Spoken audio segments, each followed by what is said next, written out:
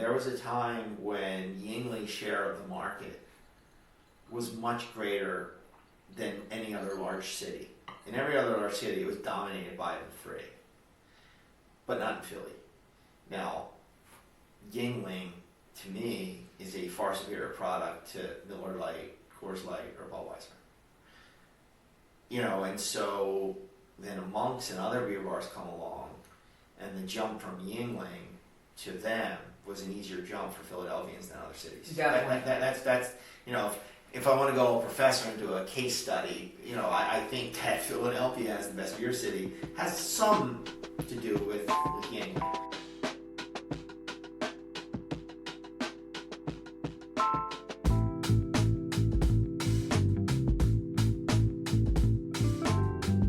Welcome back to the Brew That Podcast. I'm your host, Richie Tevlin, joined as always by Evan Blum. And tonight we have on Mike McCloskey, Associate Professor of Risk Management at Temple, owner of Interstate Drafthouse, and owner of Fishtown Iced Tea. Did I get it all? Mm-hmm. The brand. The brand. So we'll get into that. So there's a lot of things going on. We have the RTDs, we have, Temple connection, but then also, obviously, Interstate Drafthouse, a great beer bar in Fishtown. I just want to get it out of the way. So you are an Associate Professor of Risk Management at Temple. So I would consider you an expert at not making risky investments, but you are now the owner of a bar. Yeah. But if you think about it like this, risk management as a discipline, is not do not take risk. Okay. It's decision making under uncertainty, meaning that you make a decision. We make decisions all the time. You might bet on a football game. You might decide to open up a business, etc. You just don't know what the outcome's going to be. Risk management is do not take risks. It's thinking about taking calculated risks. Got it. And so some people might say, well, you own a bar. That's kind of odd for risk management. Somebody who comes from that field. Yeah. But my response might be, who better? Because you can kind of I'm going to take the approach to the business different than somebody who is just, hey, I want to start a business, etc. Definitely. So my approach to it, you have the saying, high risk, high reward. So it's not do not take risk, it's smartly taking risks.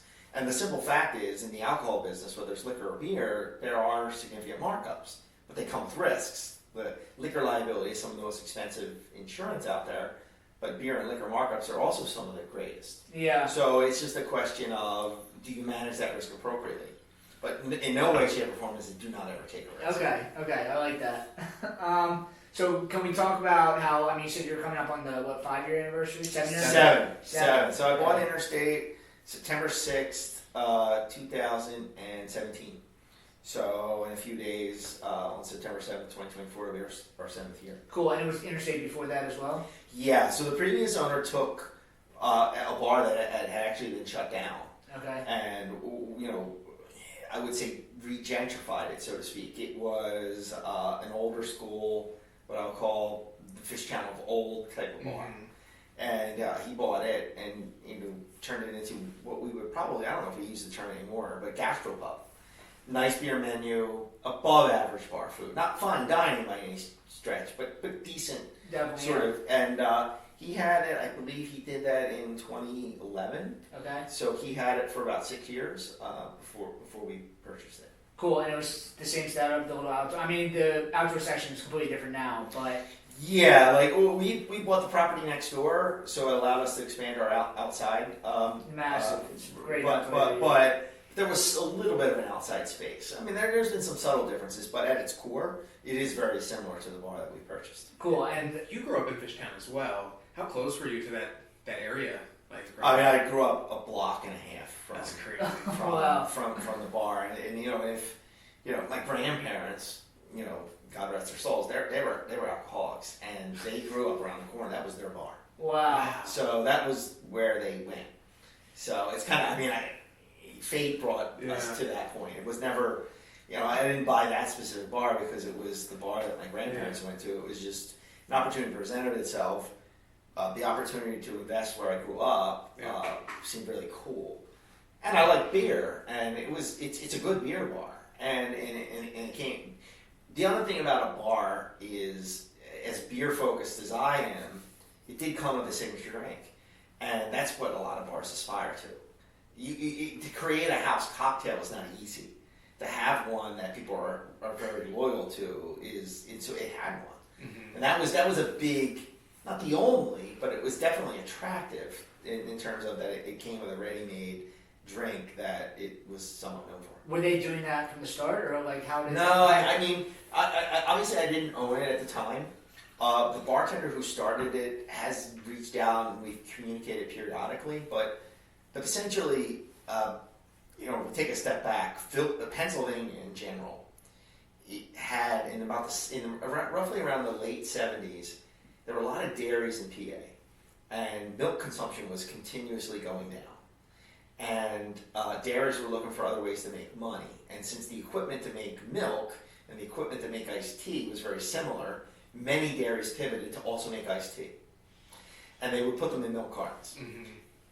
There are brands in Pittsburgh, Scranton, Lancaster that were very popular. And in Philadelphia, Arctic Splash was the brand of choice from the High Valley dairies. And as Fishtown changed as a neighborhood, New Fishtown were kind of like, why are these white cartons that say Arctic Splash kind of littered everywhere? Because Philadelphians and Fishtowners were kind of litter bugs. They just throw it. And one of the bartenders was like, we should make a drink out of that. And they basically Long Island it, so to speak. And that's where it kind of started. And then it kind of went from there. And, I mean, it's cool. I mean, it's literally like the Arctic Splash, like a cult classic kind of in. Yeah. Not anymore, I guess. But well, Arctic Splash in the carton form doesn't exist anymore. Yeah. And in fact, at one point there were about 20 or so dairies in Pennsylvania that put iced tea in cartons. Very regional, very loyal, very local. But at this point, there's only 2 left that still put them in cartons. They all still make iced tea. Like a Wawa is an example of it. Wawa was one of those dairies.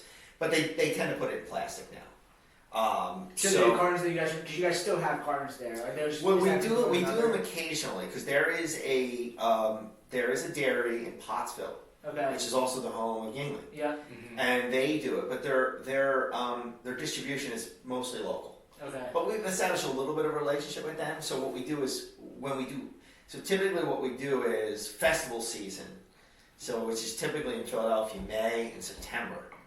Maybe it bleeds into October, where you'll see the Fishtown Festival or various festivals. We'll go to some. The Italian Market Festival in May is a great one.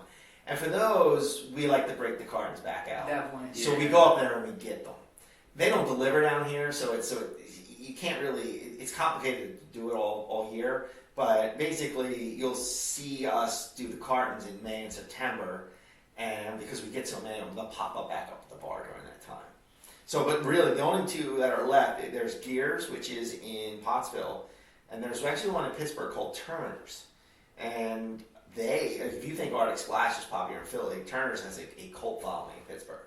Like they're very, very, very popular. Is there anybody in Pittsburgh that's making the iced tea cocktail? No, but someone might show up soon with it. So no. There's a brewery out there called Iron City. Yep. Yeah. And they make a malt version, which is basically a twisted tea variant. But I think, and I'll use our friends at Surfside as an example, tea is best mixed with liquor, not beer. Definitely. And I think that's sort of the challenge, and that's why Surfside has had tremendous success. Because iced tea, I think, lends itself more to being mixed with vodka or other liquors. I don't think malt or an iced tea flavored beer is. I mean, iced tea is so light; it's water with like some tea and sugar. Yeah, I just think if you do a taste test of us or Surfside next to Twisted Tea, you're gonna pick us or Surfside. Definitely. Yeah. I think part of Twisted Tea Light is getting popular right now, and I think it's less about people being healthy and just it tastes close to what you guys have. But I would say I mean, I'm not an expert on the numbers, but I gotta think that Surfside is significantly eating into the market share of Twisted Tea. I mean, it's the number 4 RTD in the whole country of any brand. Yeah, but what I'd say is that Boston Beer, which owns Twisted Tea, has kind of developed the name. I think it's Sun Cruiser or Beach Cruiser or something. Like they're going after Surfside space because Surfside. Oh, really? Surfside. They created another product that's like that? Yeah, it's a liquor. It's a vodka-based one. Oh, and I have that. I didn't know that. It's clearly based on Didn't going know after that was Surfside. them. But yeah, I've seen it's that them. before, too. It's them, and it's because Surfside is chewing, especially in the Philadelphia market, really chewing into their business. Surfside's got it's good. It's a good product. It's low ABV. It's a sort of low calorie drink, but it's good. It's very good. It's different than us, but and I think it's kind of interesting is you got in Philly you got two businesses that are very close to each other that are trying to go after the liquor tea market, so to speak. Yeah, so I mean, can we talk about kind of the rise? I mean, you said it was the signature drink, but I guess during COVID, like everything was shut down, and then you really saw a pop. Is that where you saw like? This What I'd say is when we bought the bar, the tea was obviously an aspect of it that we were interested in, and we thought that while it had a nice cult following, it wasn't fully capitalized upon. Yeah. One of the first things we did ever with the bar was actually to copyright the term Fishtown Iced Tea. It was not copyrighted with the idea that it would ever be canned. It was copyrighted so that other bars couldn't steal the name. Anybody can take any type of iced tea in a carton or a plastic jug and put liquor in it and call it whatever they want, as long as they didn't call it a Fishtown Iced Tea. So that's why we originally copyrighted it. So we buy Interstate in 2017, and 3 years later COVID comes along. Now, during the COVID times, we were limited to selling drinks to go. You had great beer, by the way. I remember I would stop buying at Hill Farmstead from you guys. We would get some nice beers on tap during that time, too. And what we saw was the tea went from cult following to a little bit more popular because iced tea in a carton really lends itself well to walking around and drinking it outside. And at that time, it was also at that time where we started to see RTDs pop up, and my friend John, who was working at the time at Jacqueline's, was like, you might be able to flip this to a canned version, and that was sort of kind of where it started.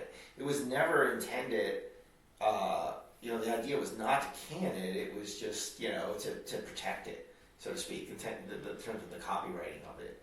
And I think a lot of businesses sometimes get created out of difficult situations, whether it's a recession or whatever. And I would say the Fishtown Iced Tea was born out of COVID. Like, it being in a can, I don't know if it would have happened if it wasn't necessarily for COVID. Maybe not, because of the proliferation of RTDs.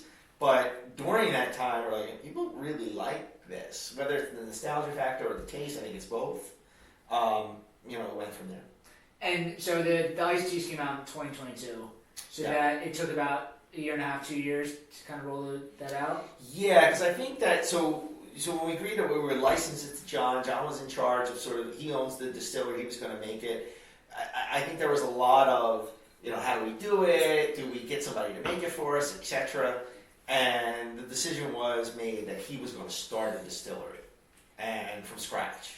And so that requires a little bit of a longer runway, as opposed to because there are businesses out there in PA that are what we call co-packers, which will basically make whatever you want, and they'll do everything for you. But you do lose a little bit of control, and obviously you have to pay them. And the thought was that he would create it from scratch, especially because it may sound silly, but we wanted to make sure it was made in Philly. Definitely. And that was an important point, and there really wasn't anybody in Philly doing it. And the drink is made in Philly. So, that was kind of why we went down that road of licensing it to him and him doing it himself. That's great. We need to get back to craft beer at some point. It's just like, this is like very interesting, and like with the whole, RTD laws kind of changing. But I guess at your heart, Interstate Drafthouse is a beer bar. Like, was it kind of that same beer level that before you guys bought it? Yeah, I mean, it was. I mean, when I originally bought it with my co-owner Bobby would be what I would call a quintessential beer nerd. I like craft beer, but he is someone who would trade rare beers with people. Like, he was really plugged into the scene. Yeah. And I would say that he did a great job of getting all of the hard to get stuff on tap at Interstate. And so yeah, we're always a craft beer bar at heart. When he left after COVID, I still do that, but I felt that at times, our lines are programmed by style. So you wouldn't ever come into Interstate and we have 16 tap lines, and 8 of them would not be variants of an IPA. Yeah.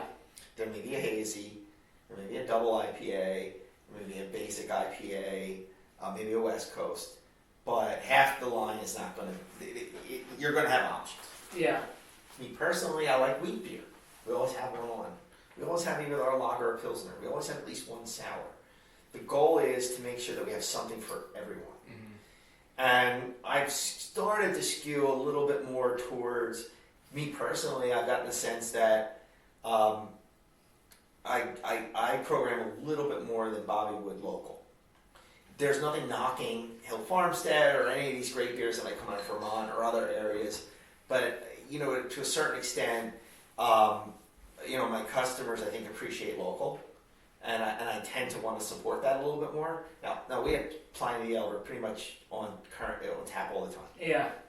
So there are some exceptions, but to me, I do like to try and do as much local as I can. I mean, you're keeping the distillery in Philadelphia. I think, like you said, that means a lot to the people that live here. Yeah, I'm a Philly guy. I grew up here, and I just think that it's not to knock other beers from other areas, but it just seems to me that if I can program as fresh as possible, within reason, and it's good, and I think there's variations. I mean, at a certain point, to me, there's variations, but you pass a point where this is a good beer, and then some of them move to excellent, but, not everybody's, You at a certain level that it is good enough, and I think fresher then makes a bigger difference. And I also, if you look at our prices relative to other, I think we're still kind of cheap. Very cheap. And I can do that.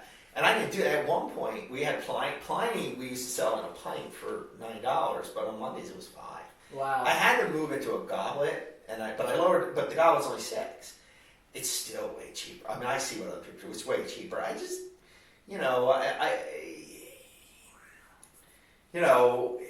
I want people to be able to afford to come. Yeah.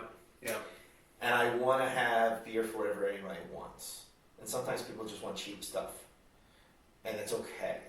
Like, I'm not one of those people who, we have Miller Lite and Tecate and Genesee in cans. And they're not that expensive. But, beer is what somebody wants. I used to be a little bit more like, oh, how could you drink that? But, at a certain point, it's just... People like different things. Well, yeah, one of our best-selling beers is Reading Premium, and we sell it pretty cheaply. And then on the other end is Pliny, and they're what is it? Reading Premium. It's basically Sly Fox's Budweiser clone. Okay, all right. And it's $5, and the pint's $20. And at happy hour it's $4. But some people want cheap beer, but they still want it on draft. So we got that. And at the other end of the spectrum is Pliny. And they're the only two beers that are what I call dedicated lines. And everything else in the middle just constantly gets rotated. Just with an emphasis on PA. But I if I like something, personally, I like St. Adam's Oktoberfest. I like it. And so I put it on. And I like Dogfish Pumpkin. And I put it on. And then I look to see what else is local. Mm-hmm. And I just rotate it through. But I mean... with some of these bars or some of these breweries, they don't necessarily have wide distribution. So, if I put some beer on from Lancaster or Scranton and it's never been on tap in Philly, I think that's cool. Definitely. I mean, I went in there the other night. You guys have the pumpkin beer on already. Mm-hmm. Is that a year-round thing, or you guys? No. So Dogfish Pumpkin usually starts to arrive mid-October, mid-August rather. What about the Oktoberfest? The same thing. I haven't put Oktoberfest on yet. Okay. But that'll pop up soon. But believe it or not, Dogfish Pumpkin is one of the. It actually has pumpkin in it. Yeah. It's also a brown ale, which I like. Yeah. And brown ales are not easy to get. Not everybody does them. And it's a brown ale that will sell. most pumpkin beers are usually lagers just with pumpkin spice added to it. Yeah. So, Dogfish is part of Boston beer and it's part of it, but it's still good beer. Yeah. I still think it's good. And here's the Part of reality. the company, but It sells. Dogfish pumpkin sells. Yeah. Dogfish pumpkin will sell. I'll take 3 kegs of that and I'll basically it's basically September, October, November. Because to me, pumpkin beer, it should be available to, Thanksgiving is pumpkin, right? So Yeah. maybe around Thanksgiving I start switching to the Christmas beers, but I would like to see pumpkin beer still on tap in November. So I kind of ease it in and I'll get a few kegs of it. But it's a brown ale, and that's one of the reasons I like it, and it sells. I mean, in reality, what you have to understand is like for me personally, I don't like hoppy beer. I don't like IPAs at all. I like wheat beer. I like lagers. I like Belgians. I like sours. But it doesn't matter what I like. It's what the customers like. And Dogfish Pumpkin will sell. And it's it's a real pumpkin beer. And I'm not knocking what anybody else does, but a lot of these pumpkin beers are really just, they take their regular lager and they kind of pumpkin spice it up. It's different. Yeah. I think it was one of the early ones. Definitely. Yeah, I mean, Sam Gaggione, you said owned by Boston Beer, but I mean, he was one of the originators. So it was like pumpkin craft beer in Philadelphia back when craft beer wasn't a thing. Yeah, I read his book about entrepreneurship. It's a good book. Yeah. So, I mean, with Sam Adams or Dogfish, they're not local, so I don't necessarily program them all the time, but they have some seasonals that are good. I mean, years ago, my co-owner Bobby and I blind sampled a bunch of Oktoberfests. We had no idea what it was. We picked Sam Adams. We had German ones, and we did it with a couple customers. Sam Adams won. Take it for what it is. You know what I mean? It won. Yeah, you do some fun things like that at the bar. Do you still do like that type? Maybe not that exactly, but I know for Christmas you guys do. You said the 12 days of Christmas. Yeah, typically I try to get so a couple things. Like with Christmas, usually the day some Christmas beers will start to trickle on before, but I'll say I open them up on Black Friday. On Black Friday, all beers are $5. Period. No matter what. And you might find St. Bernardus Christmas on it. Yeah, I mean, it's just sort of a way. And then I do the same thing for the day after Christmas, Boxing Day. Mm-hmm. And that idea I kind of got from Memphis Tap Room, which is closed, and they gave me permission to kind of do it. Because they used to have a Boxing Day, beer fest. So it's like, come in on Black Friday, get the Christmas beer started, and then on December 26th, let's clear them out. I like stuff like that, and then we do Mad Elf Night at one point during the Christmas season, and we cellar it.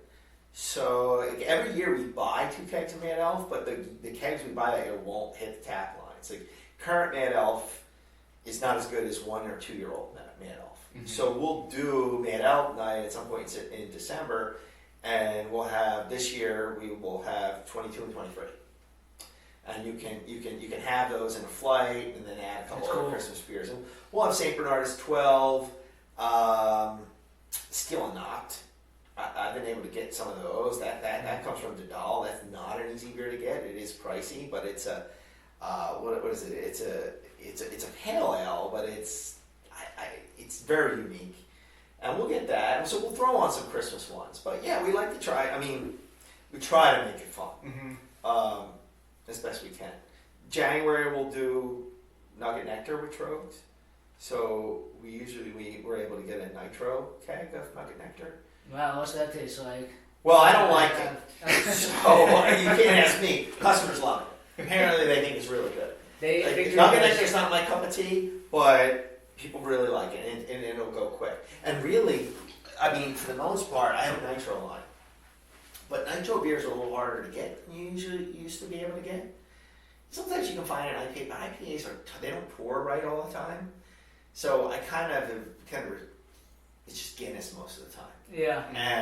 But when I get something like Nugget, like Guinness will disappear in January for however long. Nugget Nectar will be on the nitro line. Nice. So we'll do different things like that. I mean, I like to say that I have a savvy beer customer, but at the same time, I also have a very basic one.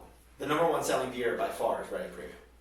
It's not even close. So, I mean, your clientele, is it mostly regulars come in? Regular locals? It really all matters, but I think some people look at it and they're like, all right, because it's a Sly Fox Brewing Premium. It's, I don't know, 4.5%. It's $5 and it's 20 ounces. And it's a draft beer. I mean, it's better than Budweiser. Yeah. I mean, is it better than, no, but it's good for it's value. Right? Yeah. We call it value beer. I'm not going to disrespect it by calling it cheap. I mean, that's why they made it. It's a value beer. Yeah. I mean, and that's kind of the way, but they're going to take way more craft into it than Budweiser or Miller Lite's made. Definitely. And with those beers, you're never going to see them on tap in Interstate cans. You can have a can of Miller Lite or a bottle of Miller High Life. And their tap lines. Yeah, and look, there's nothing wrong with Miller High Life. I mean, and again, it's what you want, what you like. I mean, I don't want to be a bar that says, you could never sell that. No, if that's what you want. I mean, I'm not going to sell Bud Light, but Miller Lite and Miller High Life. Genesee Cream Ale, I mean, Cream Ale is one of the truly unique American styles. Definitely. So, I mean, and Jenny Cream Ale, we sell for $3 a can. Oh my gosh. Cole's out there. So, I mean, stomping his feet. you can come and, you can drink what you want. And I think that's the sign of a good, there's a difference between the bar that has the best beer versus the bar that might be the best beer bar. Definitely. Mm-hmm. And a good beer bar should have something for everyone. And I think that's the overall philosophy. Definitely. I think Monk's might be the best beer bar I've been to, but there's a time and a place for it. I'm not going to Monk's every single night. Yeah, Monk's is where I fell in love with beer. But you can come Interstate or other bars that might be like us, somebody can come in and get a fancier beer, and somebody else can have I don't know, does Monk sell Miller Lite cans? I don't know. I mean, they definitely don't sell city-wise. Right, so we sell city-wise for sure. I mean, but it's also a blend. I mean, yeah, Monk's has got the best beer. Or, you go out to Teresa's in Wayne, you look at their list, especially for Belgians, you're like, whoa, look at this. Yeah. But I don't think I can program that in Fishtown. And two, it's just, they're different spots. We're a bar. I mean, yeah, we have a lot of seating, and we have way more, tables to eat than we do have spots at our bar, but I still think of us as a bar. Definitely, I would still consider it as well. And so at our core, we want to give people options. GoTab is the all-in-one POS that breweries love. From tap rooms to brew pubs, GoTab makes managing orders, events, payments, and operations a breeze. With features like membership and loyalty programs, shared tabs, mobile ordering, and more, you can serve your guests faster and keep them coming back. Plus, GoTab works seamlessly with the tools you already use, so no need for costly hardware upgrades. If you're ready to take your brewery to the next level, check out GoTab, the POS that's built for breweries. Do you think, so we talked briefly about you started this beer club. What part of this podcast is connecting craft beer to Gen Z? Gen Z or craft beer is having a problem, they just cannot connect to the younger generation. There's some sort of disconnect, and I think it's some sort of disconnect with social media or something, but what was it like with the college kids getting the craft beer, and then also with the bar? Are you, when younger kids come in, or? Well, the club was before I owned a bar. Okay. And the club was when I was probably a bigger craft beer fan than I am now. And it's not, the joke I always tell people is, I think I drank more beer before I owned the bar. And it's just because you're around it a lot. Yeah, you did. And what you do is you tend to sample stuff, but once you own a bar, you tend not to socially go out and drink as much. Yeah. But I think that some of it just sort of, I don't know how it kind of came about. It was some students who had talked to me, and somebody wanted to start a club. And to start a club at Temple, you have to have a faculty advisor. And so I was like, yeah, I'll do it. Our club didn't do much beyond, which I think were pretty cool. We did 6-pack swaps. And what they were, because I was like, well, if we're going to do something, and what we did was maybe twice a year, 3 times a year, we would show up somewhere and somebody would bring a 6-pack of something they liked, and they would present it. Like, you know, here, I like X. And then you would put it in the middle, and then we drew numbers, and then we went around the room, and you could take one bottle of something. I like that. And at the time, there was and I think this is part of, not the only, but part of the reason that craft beer had such a great, because Philly's the best beer city in terms of access. Mm-hmm. But there was a journalist, his name was Don Russell, but he had a column called Joe Sixpack. Yeah. And I reached out to him. He actually wrote an article about the club, but he came to one of our 6-pack spots. And, you know, it was just like kind of about like learning and appreciating, you know, the various aspects of beer. Mm-hmm. And somebody would come and say, you know, this is Dogfish Pumpkin, and I like this because it's a brownie or whatever. And then we would slide it all in the middle, and then it was a way for people to try different things without breaking the bank for a college student, so to speak. And it was educational to some extent. But, you know, with that, I can say me personally, when I bought the bar, I kind of gravitated that way, and there wasn't really a lot of legacy. And yeah, I don't hear a lot of students asking me about beer anymore. They might ask about that, the tea, but I don't think that the average college student is drawn as much. There are exceptions, but I don't think they're as drawn to craft beer. Yeah. Mm-hmm. Yeah. And I don't know if craft beer is going through that cycle, because if you go back and look at beer in the United States pre-Prohibition or even post it, there were so many different varieties and so many breweries all over the place. And then, you know, the Budweisers of the world came in and basically started making yellow fizzy water. And then by the 60s and the 70s, it had, you know, in 60s, 70s, 80s was a wasteland, and then in the 90s it started to come back. And I don't know if that cycle is, you know, I think one of the challenges is there seems to be an awful lot of breweries. Mm-hmm. It gets confusing. Yeah, and I also just think that just overload. Yeah, it's a constant battle for shelf space, and I think that you're just like, well, you know, like, you know, and we have these whole, oh, this new brewery, and they make this, and it's got this untapped rating and all that stuff. But, you know, some of these other breweries have been around for a while, Victory or Troegs or Sly Fox, they still make good beer. Or they might not have the scores that some random brewery in, I don't know, Idaho has. But it's just, I don't know if that can be supported, though. And I'd say is what I would call the beer nerd. I mean, I have beer fans, but I don't know if the beer nerds are around as much anymore. And I don't think you're going to run a business sustained on beer nerds. Agreed. Yeah, I think I don't know what the disconnect is either, but I do think there's a lot of competition, and it's one of the things that I always see is when someone my age like goes to a store, there's so many options on the shelf. So many options, but I look at it, so I like wheat beer. Okay, there might be some bad wheat beers. But I don't think anybody's going, oh my God, this is the wheat beer. That's like, you know, and it's either good or it's not, right? Like, it's sort of like in a class, it's pass or fail. Yeah. I mean, some people are getting A's, but, you know, a B beer is fine. Yeah.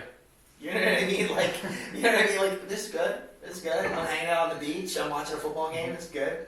And I just think that it's harder and harder to sell beer. I think if you're a new brewery, if you're like, it's one thing to have a brewery and it's all about getting people to your spot. That's fine, and that could. But if you're like, oh, we're gonna can it, and we're gonna get beer stores, like, it's tough. Shelf space is tough, you know, and it's really gonna be hard to push others out of the way. Mm-hmm. I think it's gonna be really hard to start a brand new brewery from scratch and think you're gonna can it and get a lot of people to buy it. That's what I'm doing right now. Well, I think that you could can it and sell it out of your spot. Well, I don't have a spot. I'm starting off contract brewing. But yeah, there's not much margins there. It's like... Well, it's not just that. I mean, okay, so you want to go into a beer store and you go in and they're going to be like, well, if they take you, they're going to take somebody else off. Yeah. And that's what you're dealing with. And then you'll have the big guys that are going to try to push you out. And then if you look at, like, Pennsylvania as an example, you've got this proliferation of supermarkets and even Wawa they're getting R licenses. Mm-hmm. So they put 2 tables there, and you can sit and eat your hoagie there. But now they qualify as an R. They're really just 6-pack stores. Yeah, we talked to. And they won't. They're interested in the big guys. They want it to be easy. They want it to be quick. They want it packaged nice and neatly. And it's really hard to be a small craft place to get Giant to sell you, or Whole Foods to sell you, or Wegmans to sell you. So Chris Kuhn was saying like it's a constant battle between like wholesalers and grocery stores, because they give like one person an inch, then they give the next person like a mile. So like grocery stores got that they're now able to put 2 seats in, and they're able to sell alcohol. Now wholesalers are getting a bone; they can now sell RTDs. Well, the beer stores can, not wholesalers. Okay. Wholesalers are completely. Yes. Wholesalers are To completely. beer stores. Wholesalers were completely cut out of the RTD process. The law actually says they can have like a retail location. Like some wholesalers have retail locations. Like Shang's, as an example, is a. They do a lot of Belgian stuff. They're out of the It's an importing distributor, right? Right. But they also have a store.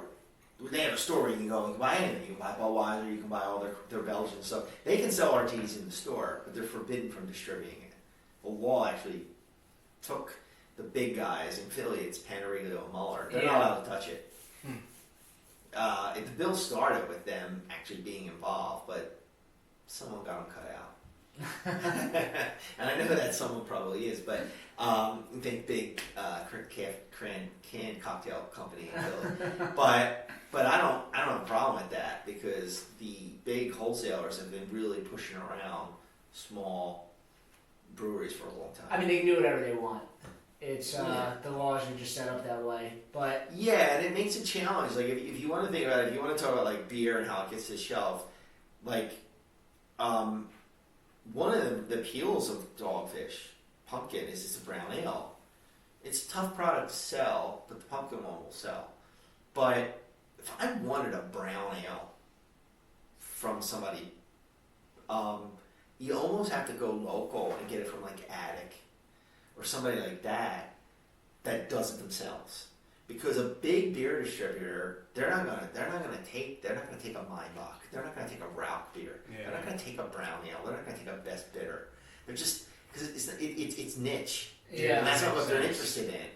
And that's the challenge is if you're a distributor, if you're a brewery and you say, okay, well, I'm going to work with one of you larger ones, you're now subject to their whims, and you can't say, hey, big wholesaler, will you take my brown ale? No. Okay, well, Interstate or Memphis Taproom or Monk's or whoever wants my brown ale. So can I sell it to them if you don't want to? No, absolutely not. Absolutely not. Well, look, this isn't working out. Can I leave you? Absolutely not. Absolutely not. I mean, even when you get married, you can get divorced. But for some reason in Pennsylvania, if you give your product to a wholesaler, they have you unless they let you go. Not it. And that's a challenge for breweries, and it's not easy to. It's not a big deal for the Dogfishes of St. Adams of the world, and it doesn't matter at all to the Budweisers of the world. But for smaller ones... Well, they're kind of plugged into that system, and they're kind of built yeah, on the that. 3-tier system is kind of what they call it. And it has positives. They're like... It's not easy to deliver stuff, especially kegs, right? And those wholesalers kind of got it down to a science, right? So... You look at it and you're like, well, if I'm going to sell 100 kegs and they'll deliver it for you, it's worth paying them. But it's when, a lot of craft brewing is built on niche, unique styles and things like that. And the wholesale distribution model just isn't based on that. So, you're destroying my whole world right now. we're recording my podcast after this. I'm going to explain. So I am wholesaling through Penn. I'm opening up a contract brewery out of Workhorse. You're looking at me like this is a mistake. My thought process was if I want to open up a brewery, I need to either open up my own production space and sell on premise, or I need to be distributing beer elsewhere. To get open up a production space, you're either moving into some place that has already existed, which is you're waiting for that, or you're building your own space that costs $2 million. So with the way that getting loans is right now, I didn't want to take a risk on like taking a giant loan, or I gave up more than half of my business because I have no money. I've been brewing beer my entire career. So for me, the lesser two evils was to sign with a wholesaler, and I still own the entire business. So then I can eventually move into somebody else's production space when that becomes available and sell on premise. Yeah, but what you gotta hope your product's better than others, so that people will select it over other options, and that at least in Pennsylvania, they got you as long as they want you. Definitely. So if you have a falling out, it was a giant holy shit, am I about to sign my whole life away to this? Yeah. Now, and it depends. Like I can tell you, there are some wholesalers, and the liquor's different than beer. But I know that. How does liquor wholesaling work? Is it still a 3-tier system? Are there liquor distributors? In New Jersey and other states, yeah. Because in other states, you can go to the store and you can buy beer and liquor in the same spot. So Pennsylvania is an anomaly to some extent. Yeah. But what I've heard about other states is if you have products not selling, they just cut you loose. They just cut you loose. From what I heard in Pennsylvania, though, that's not as true. Yeah. I mean, they don't get in trouble, so you might as well just hold on to it. They're not losing anything, so. Well, there's a brewery I know. I'm not going to say the name. They're based in New Jersey, and they make a beer. And New Jersey sometimes gets divided up: south, central, north. And they told me a story one time that they had a falling out with whoever handles them in the north. They will not release them, but they will not take their product anymore. They won't buy them. They just sit on you, and they can do it. They got you. You can, if they decide, I don't like you anymore, unless they release you, you're done. Yeah. And well, how do they release you? Well, they may ask you to write a big check. They got you. I mean, it's an evergreen contract. And to me, because I heard a distributor say to us once, or say to the distiller about the tea, they're like, well, we don't like to enter into a relationship thinking there's, because some like if you're I don't know, Hill Farmstead, and you're gonna come to certain states, like I don't think it's legal in PA, but in New Jersey you can have an opt out. You can say I can opt out. Well, and in Delaware there is no evergreen. But if you've got enough cachet, you can say, look, I'll deal with you, but if things go sideways, I want out, and here are provisions.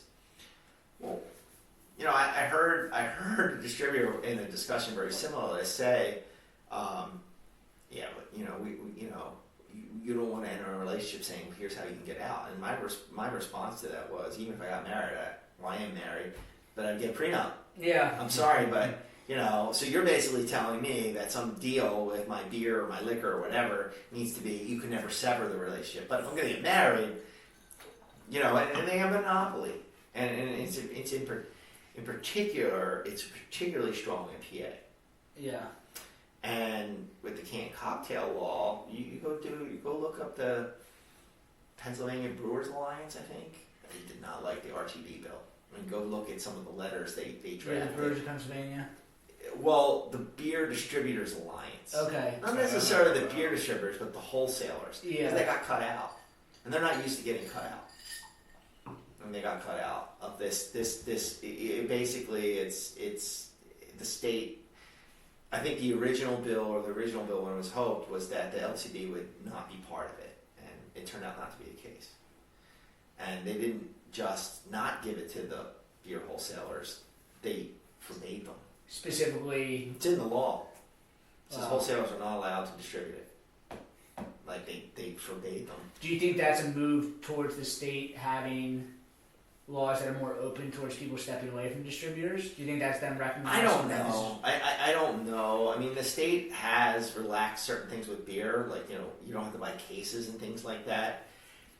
I just think though, in most instances, in any business, you don't have lifetime contracts.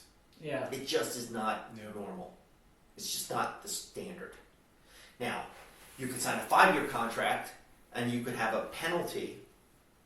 But if you have a cell phone with Verizon or Comcast, they don't say this is lifetime.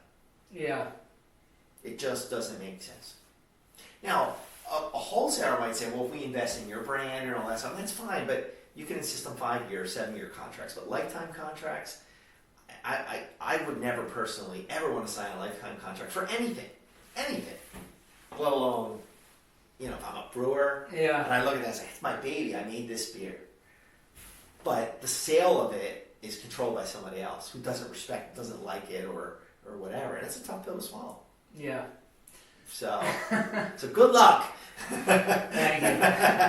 Everything's going smoothly right now. I haven't started selling anything, but I'm happy, Penn.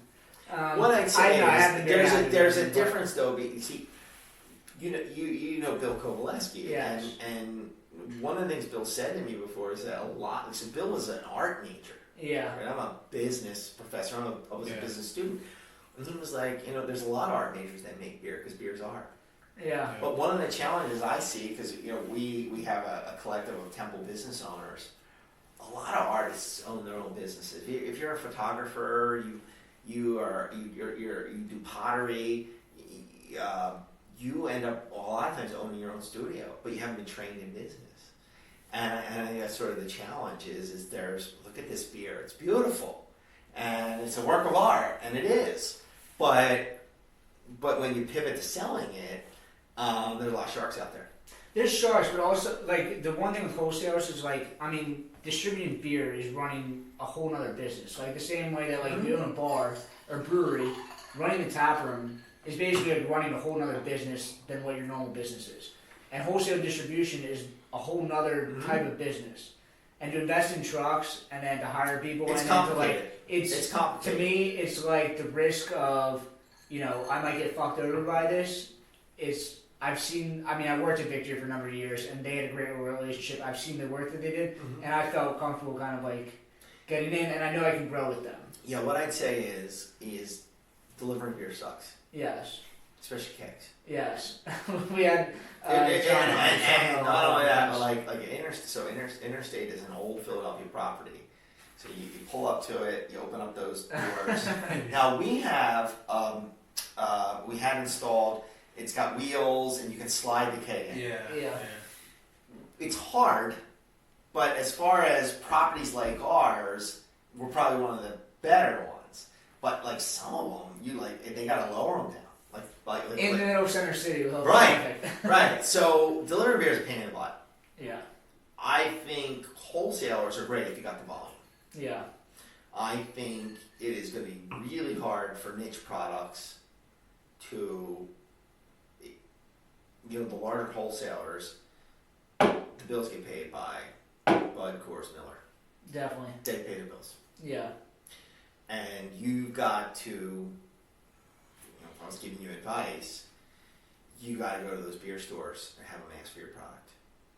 You got to. That's what I'm doing. You got to work that. Yeah, you got to have them request it because the beer reps, and there are a lot of good beer reps. Penn, my rep's great. The regular my rep's great. They got a lot of competing priorities. Yeah. They got a lot of products to sell. So you're going to want to pull it through. So basically, what you want to do is you want to get your product in stores. In bars and stores where they're requesting it. Definitely. And then when that happens, then your rep will be like, all right, well, this beer is selling here and selling here, so maybe this is a conversation for here. And most of them have different reps from on-premise versus package. Package being the beer store. Yeah. And so they're two different things. And like what a beer store will take, especially in the suburbs, because there's more of them than in Philly. When you talk to them, it's a different conversation than me versus putting a keg on. I can take a keg. It's no big deal. I rotate them sort of constantly. But a beer store's got to give up shelf space. They only have their store doesn't expand, right? So the question is, why should yours replace somebody who's already there? That's your pitch, so to speak. That's the sale. But if you can get them to pull it through, then it goes from there. Do you want to hear my pitch? Sure. Okay, so I'm creating this exclusive brand where they're all, every single time it's brewed, it's a single batch release. So it's new recipes every single time it's brewed.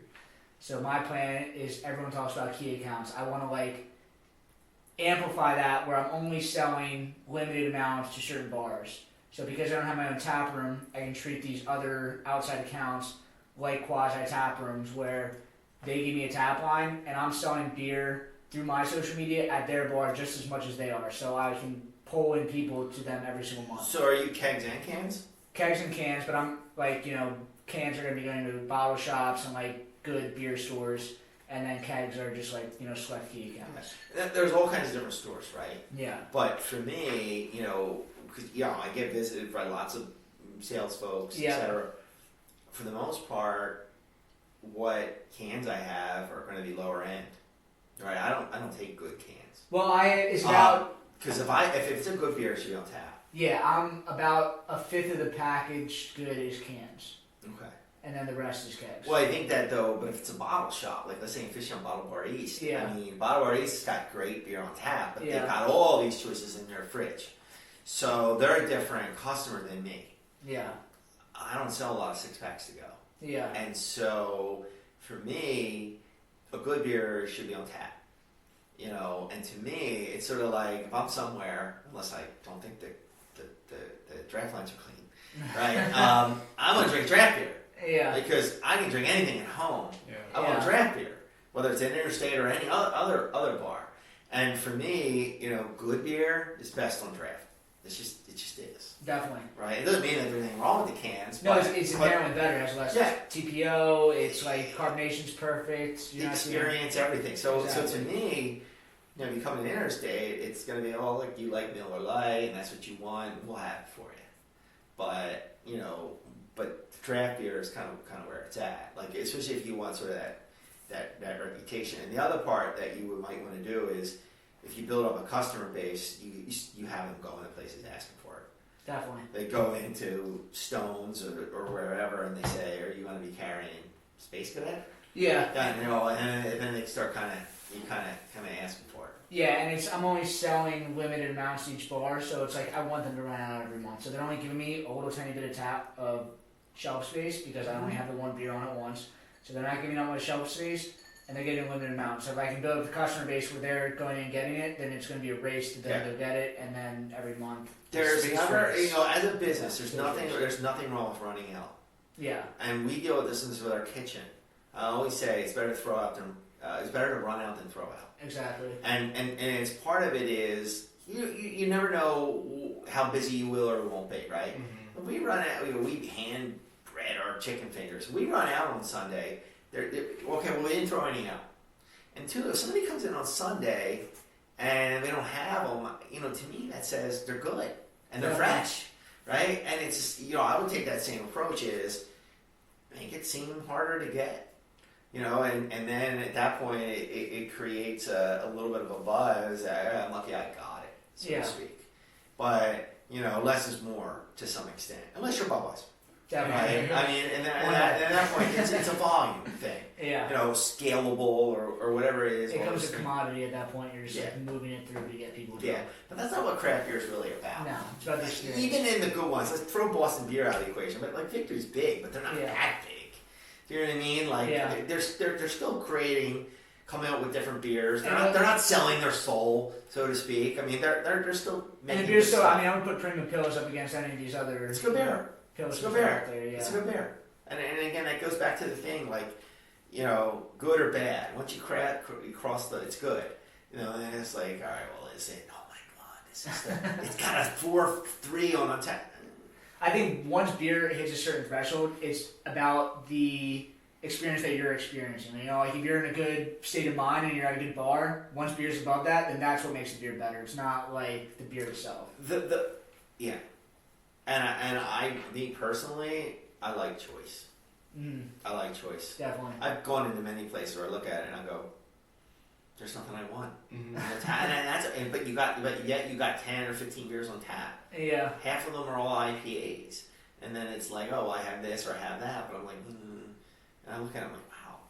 There's, with all these tap lines, they don't have something I like, Yeah. so to speak. But it's, it is what it is. But IPAs sell, right? Hazy IPAs sell, period. They go, and you can't tell people what to like. If they like it, then they buy it. Well, you have everything. I mean, you have the Millers, the Buds. We do, but with certain things, I mean, Red and Cream is the number 1 selling beer, and then the number 2 selling beer, it's not Pliny. It's whatever the hazy is. The hazy line clears a lot, right? Yeah. Always have to have a backup hazy immediately. Like, if a hazy IPA hits, I gotta make sure I got it, because I never know when it's gonna go. I'm sure some people come in and just like, I want the hazy IPA. They don't, Right. They just say, well, give me whatever's hazy. Yeah. Versus, like, if I got a keg of a sour, I know I'm good for 4 or 5 weeks, 6 weeks before that sour's going to go. I like the sour as, and even some Belgian beers, it's just like, this is there to round out the tap list. Like, this is not a volume mover. You're just like making it. Yeah, and some customers, I'm a quality, not a quantity drinker. I don't care if I have to pay $9 for a draft of St. Bernard's 12. I'd rather have that, and that'll be the only one I drink. Yeah. And it doesn't every customer. Somebody might want to drink 4 Red and Premiums. So this St. Barnabas 12, we had a Christmas episode, and I told them about like how that used to be West William, and I was like, That's 11 and 12. Yeah. Well, no. St. Bernard's 12 is, yeah. It's supposed to be the best beer in the world, and it's probably better because they were making it for 80 years before West William was making it, right? Well, I've had Westy 12. How's that? Did you go to the brewery to get it? Like, how did you? No, I have bottles. I have bottles. Wow. I still have them. Do you have the case, like the crate, the wooden crate? No, so the monks there, they had a fire back in like 2010, and they released 6-packs in the United States. Wow. In 12/12/12, so it was December 12th, 2012. Never made it to New Jersey or PA regulations, but Delaware got it. I got down there and I got a bunch. Nice. And is it still good? Yeah, it's 10 years old, but it's I know how to properly sell a beer. Yeah. I'm a big fan of Cantillon too. I got a lot of bottles of that. If you gave me Westy and St. Bernard's is very good, but I still pick Westy. Okay, all right. And I've done the taste test. I poured bottles, but it's very, very similar, right? Because during World War II, I think they stopped doing it. And I think Westy 12 got their copper taken by the Nazis. Yeah, it did. But St. Bernardus was still going, and they were making it for them. They're both excellent. And that's the thing. That's the. I try to go as local as I can, and then I skew the United States, but I will make room for some, especially at Christmas. Yeah. Especially at Christmas. St. Bernardus Christmas, great. The Saison du Pont, I can never remember this. I forget what the name is. That's great. I know you're talking about like the little guy on the front. Yeah, right? Coursendon Christmas is great. Delirium Noel is good. And Steel and Oct from Dudal is phenomenal. And are those every year you're getting kind of the same? for the most part, if I can get them. For me, I have to get them through Shanny's, but Shanny's gets them from some importer. I think in Connecticut, maybe it's called Shelton. They're not easy to get, and they're expensive. So I gotta sell bottles for like $9. But people will drink. It's probably the experience too, though. People, I don't think people are going to like expect and it's a very Steel and Oct to me is very unique. It's unlike it's called a strong pale ale, but it's made with candy sugar. It's just different, and I only get a sixth of it. So even at its high price point, it still goes, so to speak. But we have a very sophisticated beer customer in Philly, and you can throw a lot of things, and a lot has to do with monks, and then I think a lot of it also has to do with Yuengling. Mm-hmm. So Philly is the best beer city for choice. There may be more cities that have more breweries per capita, but in terms of the options, even then, even 10 years ago, I might be in New York, I'd be like, these beer choices suck. Yeah. They weren't that great. Especially in Manhattan, there's nothing. I mean, a little bit better now, like Wine Tiger and stuff, but for the most part, there's not. Yeah, that's right. I remember who it was recently was talking to me, and they're like, Philly is like where you want to test your stuff. Like if you can sell your product in Philly, you can make it here, you can make it anywhere. Yeah, and I think it all goes back to 90s or whenever, but there was a time when Yuengling's share of the market was much greater than any other large city. In every other large city, it was dominated by the three, but not in Philly. Now, Yuengling, to me, is a far superior product to Miller Lite, Coors Light, or Budweiser.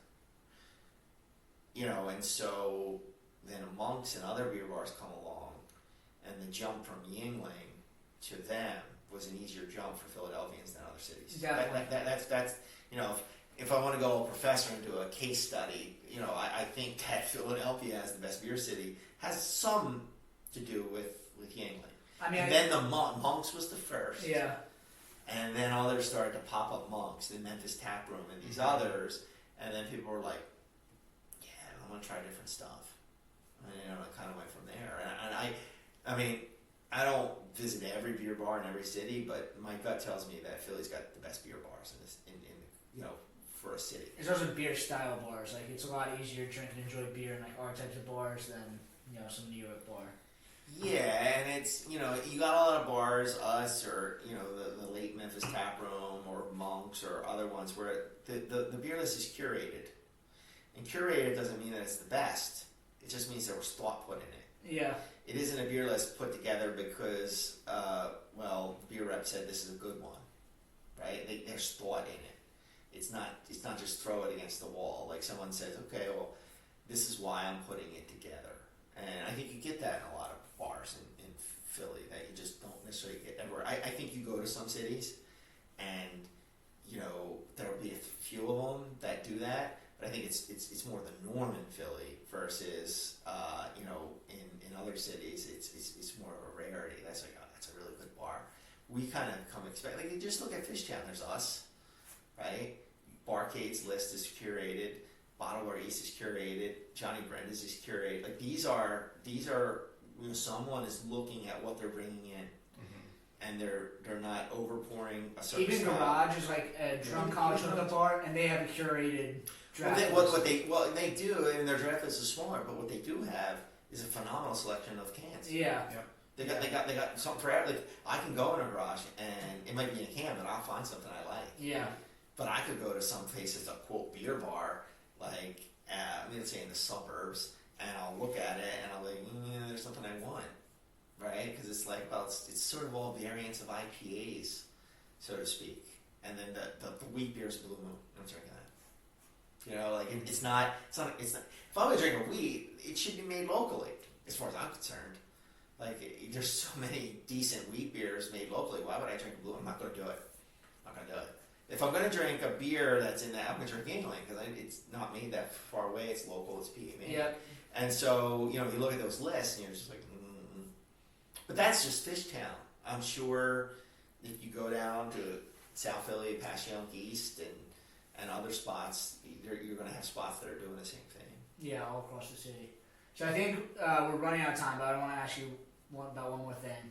Evan's going to love this. You sell flights at your bar, which for breweries normal, for bars not so normal. Like, did you start that? Was that always there? Like, my previous owner Bobby started it, okay. And you know what? It might surprise you, and I don't know. We sell a surprisingly low amount of flights. Really, I think people just aren't used to it being at a bar. I don't know because I look at the beer list. What we do sell at Christmas time when we have so many different varieties, flights are a little bit more popular. Yeah. But I would say if I look at the numbers on the average night, we might sell 2 or 3 flights. I like flights. And my roommate got one last week. Well, because if you look at stuff and you're like, whoa, and especially for some of the higher octane beers, like if you come in at Christmas and you got Mad Elf, Cellar, it's a good deal. Yeah. It's a good deal. For sure. But we don't sell as many as you would think. I don't know why that is. I don't know why. I wish we did sell more because I'm more interested. I want people to try stuff. Yeah. But yeah, we don't sell as many flights. So maybe you guys can help with getting more people to drink flights because to me, I think that's a great way to go. He's not going to help. You don't like flights? No, I think that maybe this is I'm not a big beer snob, but I think that this might be a beer snob. I mean, it's like just enjoy the beer as it is. Like, you can go by, you can try other ones, but I think like just enjoying one full experience of one beer, I think is like more fulfilling than. I think that for me, it would be, are there 4 ones I want to try? Yeah. And for me, there are times when I might go to a spot like, oh my god, but I can't drink 3 beers. Yeah. And I'm older. Like so to me, for me to get 4 4-ounce pours of 4 different ones I want to try. Yeah, you're not gonna get 4 full pours. I can't do it. But you might be right, because the data is we don't sell a lot of flights. Yeah. So, I think the thought was you try the flight and then you're like, well, I like this one the best, and that's what you get for your second. But you might be onto something. We don't sell a lot of flights. That's how I am. Like, I will get a flight at most breweries, but when I go to like a beer bar, I don't usually go for a flight for whatever reason. I don't know. Probably because breweries have a lot more options, mm-hmm. and they're going to have a lot more varying styles than the typical beer bar.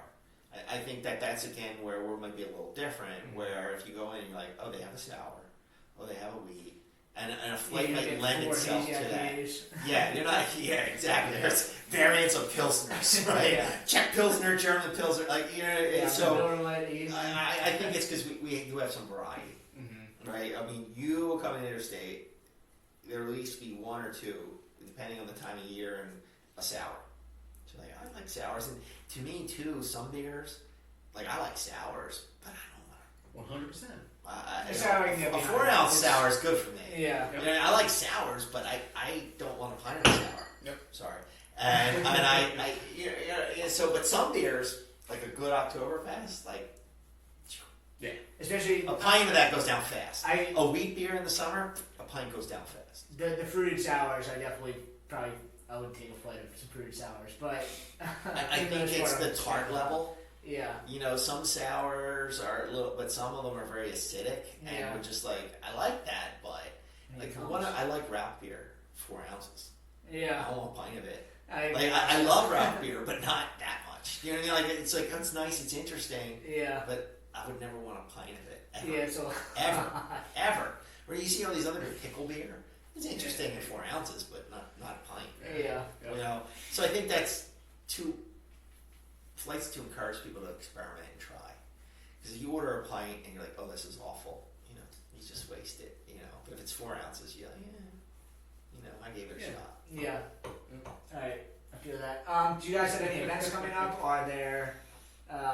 You said that it's festival season. Are you guys gonna be pouring? Yeah, well, September 28th, we're at the Fishtown Festival. That'll be Cool. Fishtown Teas. If you look at the fall, if you from a beer perspective, really the biggest thing that'll be lurking would be the Christmas beers on Black Friday and then Boxing Day. Cool. And then Mad Elf Night.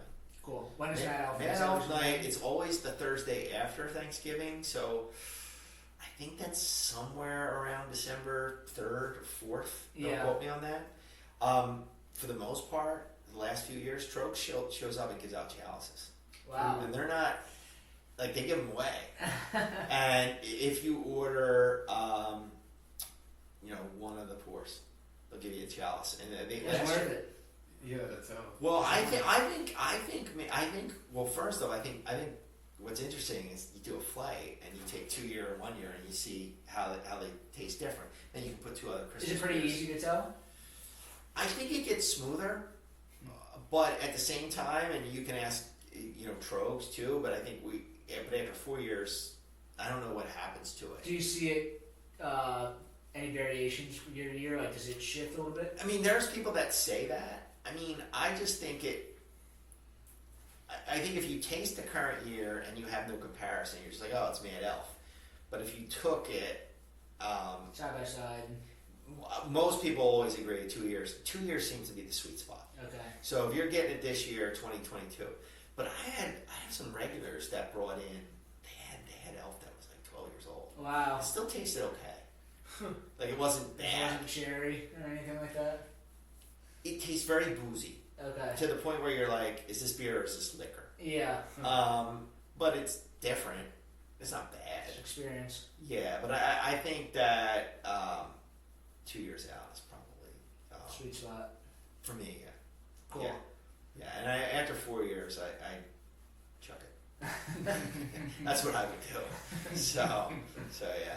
Cool. So I guess we can follow you guys at Interstate Drafthouse on social media. Yeah, Interstate Drafthouse on Instagram, and Cool. Fishtown Iced Tea's out there too. Perfect. So we're out there. Cool. Awesome. Thank you for coming on. All right, thanks guys for having me. Yeah, thank you. Yeah, you can follow us at Brewdat, at the Brewdat Podcast, and see you guys in 2 weeks. Sweet.